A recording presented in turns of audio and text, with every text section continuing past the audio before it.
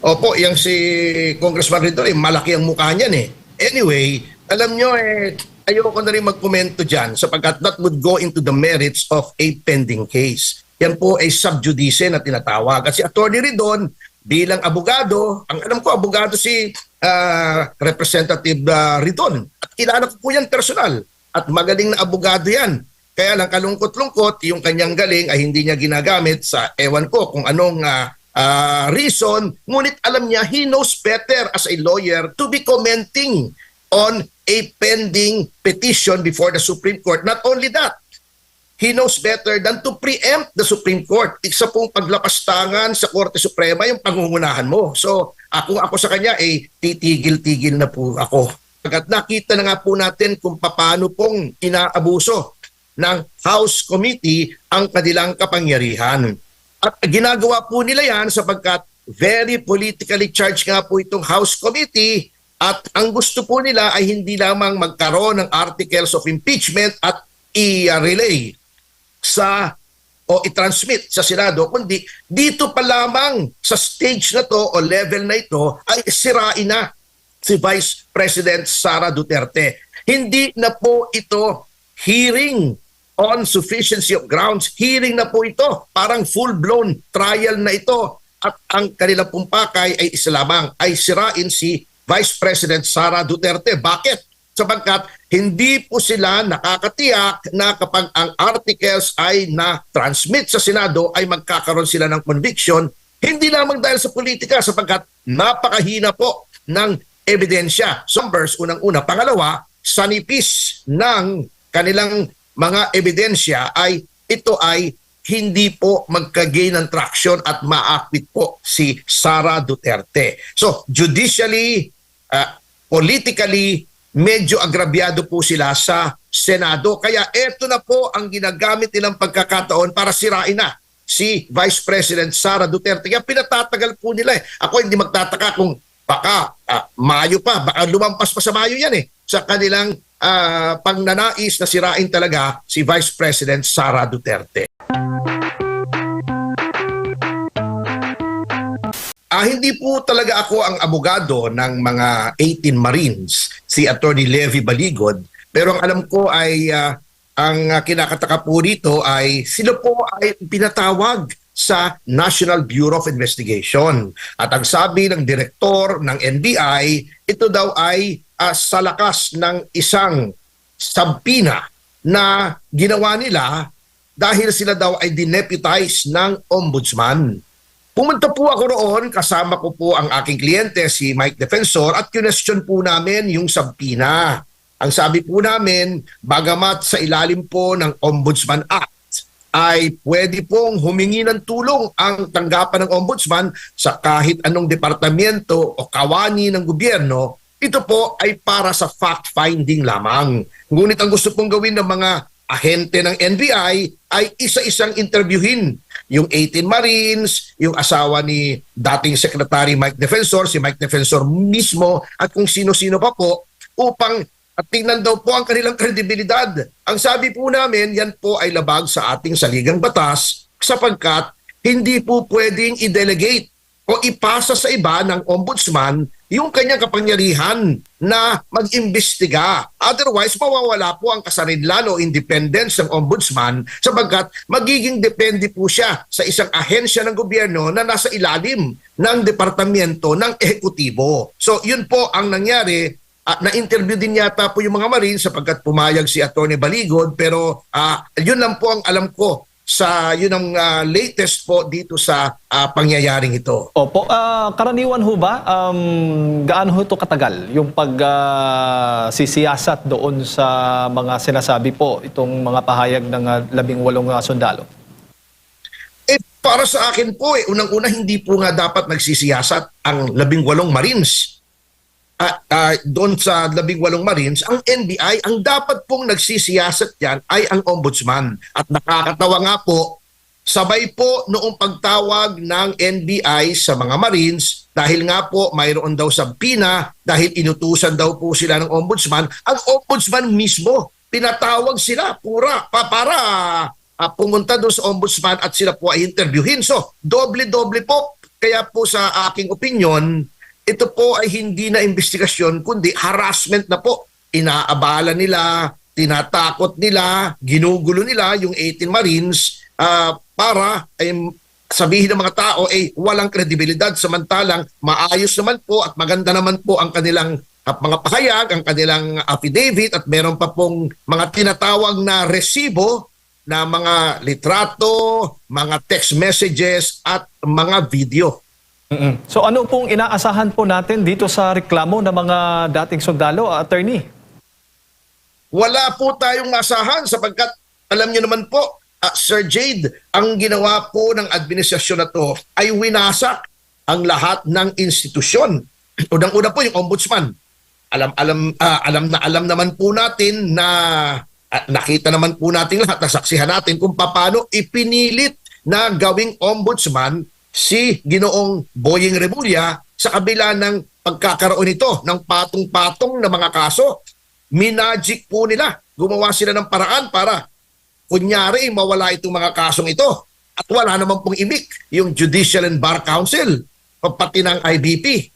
At pangalawa, etong Blue Ribbon Committee po natin, nung papalapit na po ng papalapit sa pintuan ng Malacanang, yung investigasyon ng dating pinuno nito, si Senator Dante Marcoleta, ay bigla po siyang pinalitan at inilagay si Senator Lacson, isang tao na kitang-kita naman po ng sambayan ng Pilipino, walang ginawa kundi pagtakpan si Ginoong Martin Romualdez, ang ating Pangulo, at sirain yung mga ebidensya laban kay Romualdez at kay Marcos Jr. So, ano pa pong maaasahan natin ang ating mababang kapulungan sa gitna ng krisis? Merong malaking iskandalo nga po, yung 1.3 trillion na flood control scam ay una pang inaatupag. Yung impeachment kay Vice President Sara, at pendalo na naman yung ginagawa nilang mga hearings sa kabila rin ito ng hinaharap po nating malaking krisis po sa mga presyo ng mga produktong petrolyo. So, saan pa po tayo pupunta kung lahat po ay kontrolado nila at ayaw nilang masangkot yung mga pinoprotektahan nila? Opo. Nabanggit po ninyo, impeachment ni Vice President Sara Duterte, attorney. Itong pinapasumpi na nga ng Kamara itong sa kanyang SALN dyan po sa Ombudsman. At willing naman daw yung Ombudsman magbigay ng SALN na dokumento tungkol nga dito kay Vice President Sara Duterte. Anong masasabi po ninyo? Yan nga po ang kinakataka ko. Alam niyo po, itong ginagawa ng chairman ng Justice Committee, si Representative Luistro, halatang halata naman po na ito po ay labag sa batas. Sabagkat, bagamat sinasabi nila na talagang may hearing dyan sa Justice Committee kung mayroong nagsasampa ng mga impeachment complaints, bakit po sumusobra o lumalabis doon sa kapangyarihan that level? Ano po? Sapagkat ang nakalagay lang po sa saligang batas at sa House Rules na tama sa function ng House of Representatives na mag-initiate ng mga impeachment complaints at ng articles of impeachment ay unang-una, i-determine nila ang sufficiency in form. Pagkatapos po noon, they should determine sufficiency in substance. Kung meron po noon, saka magde-determine ng sufficiency of grounds. Doon po pino-formulate o inilalatag yung article or articles of impeachment. Kung anong impeachable offense di umano ang ginawa noong impeachable officer. Yun po ay summary in nature. Hindi po yon trial, kundi hearing. May pagkakaiba po ang trial at hearing. Ang hearing po ay mas maigsi, ito ay informal, at ito ay para sa isa lamang issue na yun po ang mahalaga para sa hearing na yon. Halimbawa po, etong hearing dito sa House, i-determine nyo lang ang sufficiency of ground or grounds.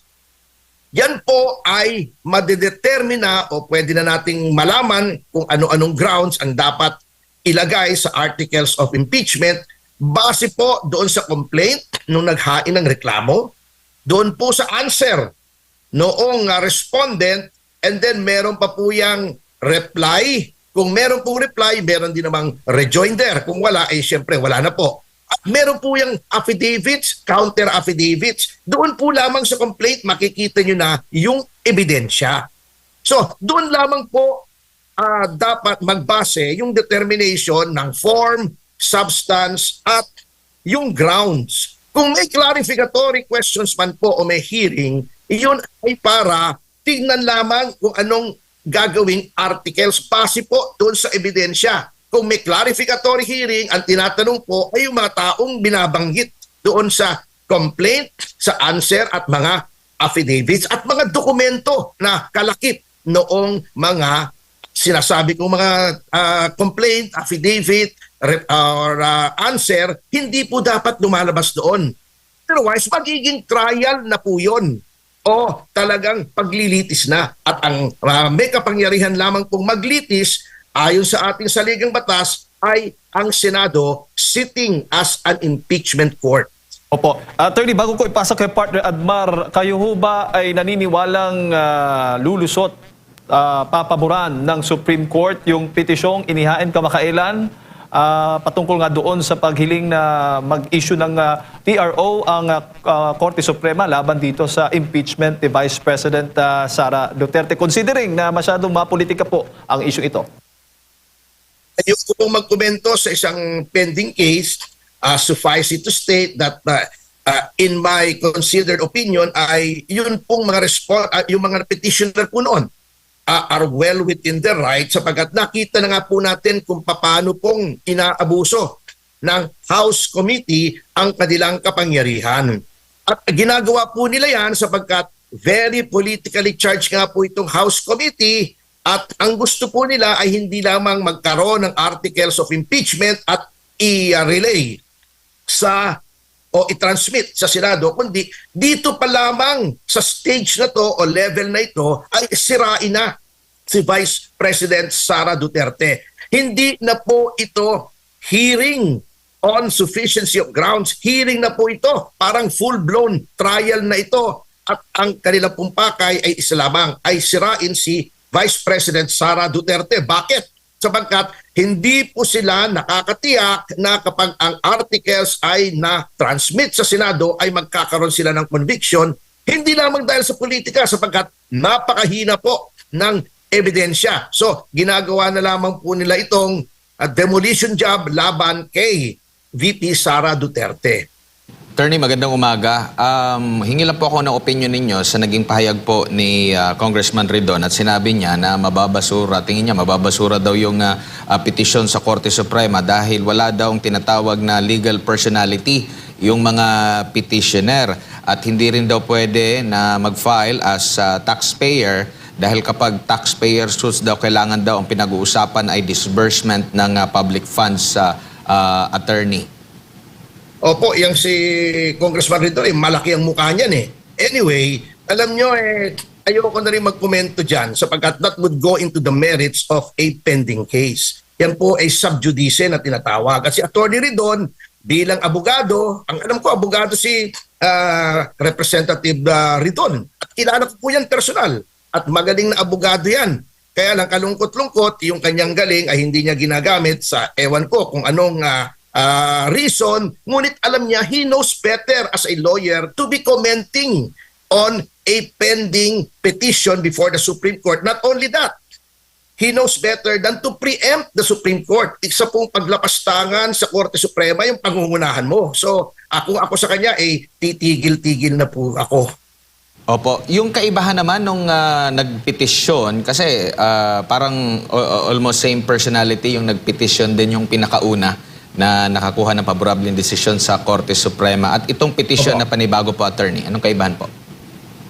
Opo, pareho rin po kung kung ang tinutukoy niyo po ay yung Duterte versus House of Representatives. Una pong naghain si Vice President Sara Duterte dyan.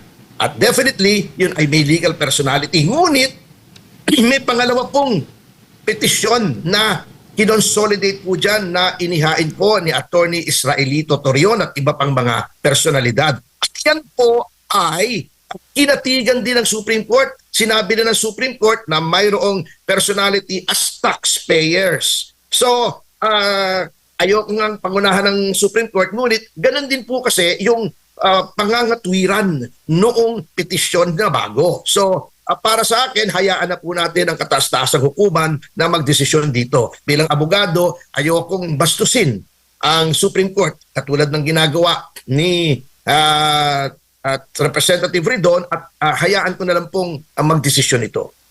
Opo, doon ba sa pagsabi ng Kamara na sufficient in form, substance at grounds at yung naging sagot ng pangalawang Pangulo, sapat na yon para ipausad na lang nila, desisyonan na nila at ibigay na, kung gusto mo nilang paboran, ibigay na sa Senado para umusad ng gusto itong impeachment at wala ng mini trial na mangyayari?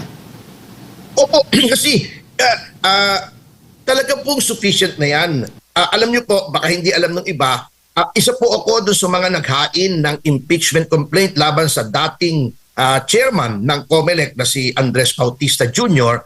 Ito po ay successful impeachment po to in the sense na ito pong impeachment ay it was found to be sufficient in all aspects, form and then substance, in-overrule ng plenary. Ang plenary ang na-determine na ito ay dapat iangat sa Supreme Court at nakita ko po yung proseso, yung actual na proseso po dyan sa House.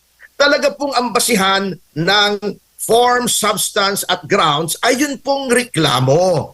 Hindi po pwede yung mini trial, small trial, short trial, kahit anong trial po sapagkat hearing po ang hinihingi dyan. Hearing, hindi po lugar ng House Committee na humanap ng ebidensya laban doon sa inireklamo in any impeachment proceedings. Yan po ay trabaho ng Senate bilang isang impeachment court.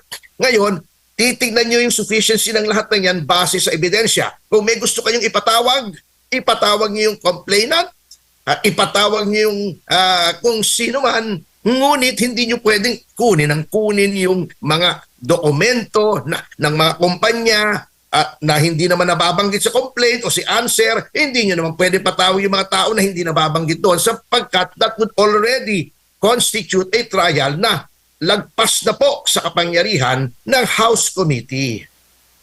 Opo, yung nangyayari ngayon po dyan sa Kamara, naging malinaw po ba yung double standard? Dahil kini-question po, no? Lalo na ng mga Duterte supporters, bakit yung kay Pangulong Marcos Jr. hindi ganito klase ang treatment? Bakit yung kung issue po ng SALE na binilang mula noong alkalde pa hanggang sa naging vice president, hindi in-apply doon naman sa kay speaker na galing sa daang milyong piso, naging bilyong piso, yung mga ganun po na mga usapin po, attorney? Yun nga po ang aming ikinatataka. Alam niyo po, hindi naman po ito game ng pataasan. Huwag na natin sabihin, ito 125 lang, yung sa kanila ay bilyon ng alegasyon. Tignan lang po natin yung circumstances. Ano po? Dito po sa reklamo laban kay Pangulong Marcos ay nakita po natin na talagang may insertion. Bakit natin nasabing ang laki ng ebidensya na may insertion? Sapagkat nagkaroon ng bilyon-bilyon, daang bilyong pisong nakawan na iniimbestigahan po. Nagkaroon ng ICI dahil doon sa ninakaw na daan-daang bilyon o trilyon, nagkaroon ng Senate investigation, nagkaroon ng House investigation. Hindi pa ba sapat na pruweba yon na ginawa ng Pangulo yung mga ibinibintang sa kanya? Doon pa lamang ito sa insertion. Ano po?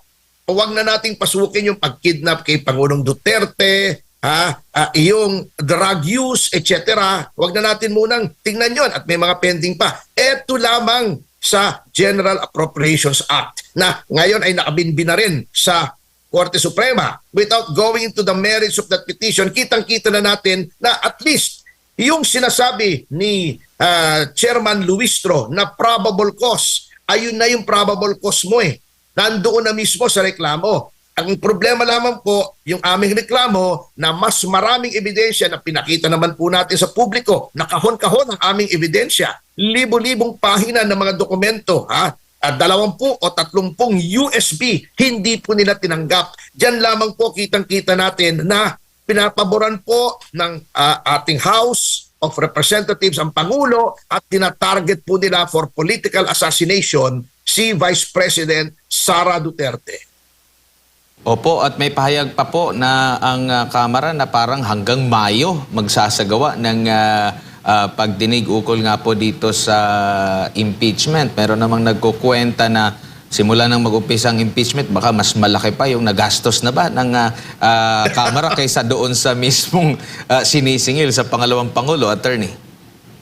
Ay, yun nga po ang ating sinasabi. Kung ganyan katagal po yan, hindi na po yan hearing. Trial na yan. Huwag mo sabihing mini trial sapagkat ang 2 o 3 buwan na hearing ay trial na po yan. At huwag niyong sabihin yan ay mini trial kung ang dami-dami niyong sinasabpina, duces tecum ng mga dokumento, ang dami-dami niyong pinatatawag na kung sino-sino, at kitang-kita naman po. Kaya alam niyo po, Sir Admar, huwag na tayong umasa ng paatas na laban dyan sa House. Isa lamang po ang agenda niyang committee na yan. Isa lamang po ang mission niyan ng grupong yan ay sirain ang pangalan ni Vice President Sara Duterte sapagkat alam nila na kapag yan ay na-transmit sa Senado, they don't have the numbers, unang-una. Pangalawa, sa nipis ng kanilang mga ebidensya ay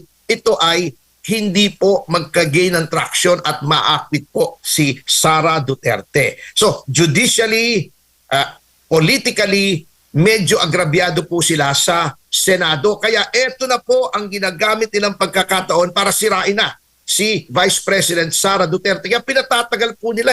Ako hindi magtataka kung baka Mayo pa, baka lumampas pa sa Mayo yan sa kanilang pangnanais na sirain talaga si Vice President Sara Duterte. Nakikita nyo rin po ba, Attorney, na itong ginagawa nila, kaya nilubos-lubos nila dyan dahil sa possible na nakikita nilang wala ng suporta? Ito baka hindi umusad nga sa plenaryo lang ng Kamara?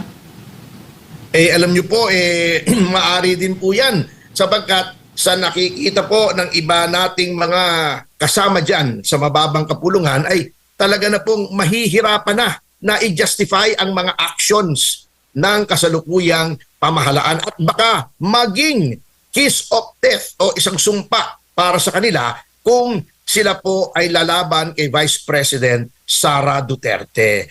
Ginagamit na lang po dito noong mga last termer siguro, yung mga taong bilib na bilib sa sarili, ang gandang-ganda, may train yung mga GGSS, katulad ni Representative Luistro at Dilima, yung GGSS, gandang-ganda sa sarili na ito ay para sa exposure, baka may plano sila sa 2028. Hindi po natin alam pero halatang halata naman po na ito ay ginagamit bilang isang platform. Una, para sirain si Vice President Sara Duterte. Number 2, para i-project yung kandidatura, possible candidacies ng ilang mga personalidad. Kaya kung ako sa kanila, siguro naman kahit konting hiya, tabla naman po sila.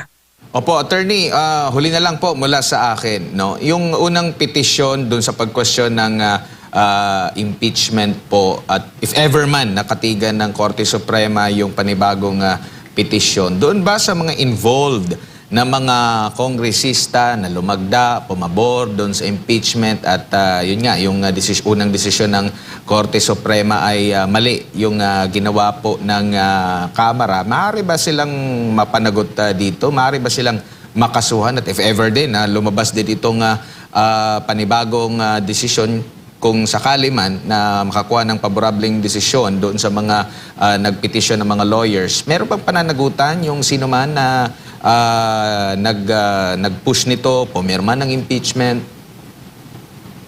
Wala po, because these are acts of a congressman in accordance with the plenary power of the House of Representatives na mag-initiate ng impeachment proceedings. In the same manner, yung mga pinagsasasabi po ni Representative Luistro bilang chairman, since iyan po ay ginamit sa sesyon, they cannot be held to account in any other forum. Puwera lamang po sa House of Representatives. Iyan po ay nakasaad sa Article 6, Section 11 ng ating konstitusyon, that they cannot be held responsible. So, wala po yan.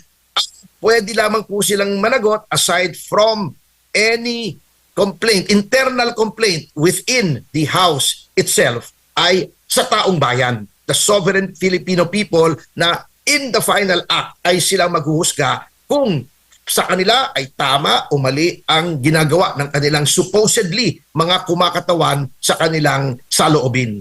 Opo. Attorney, si Jade po ulit ito. Huli na lang.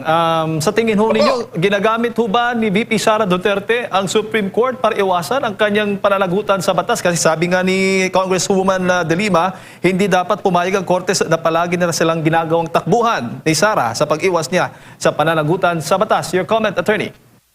Yung si De Lima isang napakalaking hipokrita yan eh. Alam niyo kung bakit? Sasabihin niya, mali daw yung ginagawa ni Sara Duterte. Pambabastos daw yung ginagawa ni Sara Duterte na hindi siya humarap doon sa hearing. Nung siya po ang may hearing bilang Secretary of Justice doon sa sinasabing Bilibid drug trade, hindi rin siya pupunta eh. Sinabi niya, may karapatan daw siyang hindi pumunta. O bakit ngayong may ibang taong gumagamit ng karapatan ay nagagalit siya? Noon po siya ay may warrant of arrest at siya ay aarestuhin, pupunta rin siya sa Supreme Court. Bago ngayon, sasabihin niya, ginagamit ni Sara Duterte. Napakalaking ipokrita niyang babaeng yan eh. Kaya lang maganda eh. Kaya medyo pinagpapasensyahan na ng iba. Alam niyo po, yung Korte Suprema ay talagang bukas para sa mga usapin kung saan ang issue ay abuse of governmental powers. Yan po ay naaayon sa saligang batas na nagbigay po ng expanded judicial power sa ating Korte Suprema na to determine whether there is grave abuse of discretion on the part of any government agency. Lahat po ng kawani ng gobyerno, maaaring yan ay Pangulo, ang House of Representatives, ang Senado, ang mga departamento sa ilalim ng executive katulad ng Department of Justice, DILG, etc. Sa Supreme Court po ibinigay ang karapatan upang tignan kung umaabuso. That is part of the system of checks and balances. Kaya para sabihin mong ginagamit ng Supreme Court ay isang malaking kapwitan po yan. Sapagkat talagang nandyan ang Supreme Court para gamitin ng kahit sinong mamamayan na sa pakiramdam nila ay inaabuso ng pamahalaan ang kanilang mga karapatan. Opo. At may sagot po ba kayo doon sa bagong buwelta naman po ni Representative Percy Sendanya laban po sa inyo? Dahil nga po sa pagtitira ninyo kay Congresswoman De Lima, kay Congresswoman Luistro at sa iba pa. Hindi ko po alam kung anong sinabi niya eh. Iri daw, kadiri. Kadiri daw kayo. Siguro manalamin muna siya para malaman natin kung sinong kadiri. Attorney, your last message po sa lahat ng ating mga kababayan nanonood po sa mga oras na ito. Maraming salamat po. At mga kababayan, sa gitna nitong krisis sa langis, at tayo ay tinataga sapagkat alam nyo, hindi po gumalaw ang ating gobyerno para pigilin yung profiteering ng mga kumpanya ng gasolina. Ang Pilipinas po sa buong mundo ang pinakamalaking porsyento na itinaas ng mga produktong petrolyo, mga presyo.